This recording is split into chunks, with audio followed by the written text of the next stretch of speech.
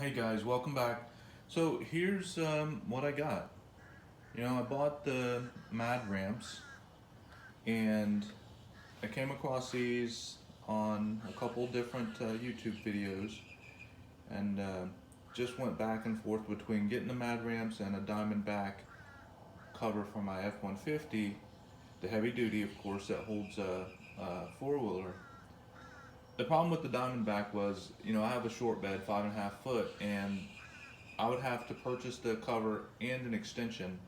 And I love what the Diamondback stands for. I think the quality of the cover is fantastic, but I just didn't want to spend that much money right now. So, I kept looking around, came across the Mad Ramps. I saw a video on dirt tracks, loved the concept, looked at a couple other videos, and decided to give them a try.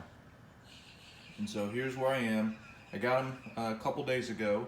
I also picked up the shock straps, and I was really surprised that I could actually buy these at my local Home Depot. Not all of them carry them, but just this Home Depot that I picked these up actually is almost directly across the street from a power sports store, so I think there's some kind of correlation there. And I also got, you can't really tell what it is, but it came in 3 boxes. I think the bigger box that has the Mad Ramps label, that's the actual ramps.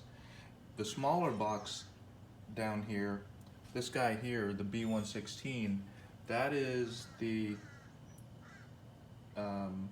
wall mount that actually is designed to hold the ramps so that you can store them in your garage or in your shed, out of the way, so that they, not interfering with your everyday life. And then of course, the other longer box there, the 515, I believe is just part of the assembly. So hang around, let me go ahead and get these things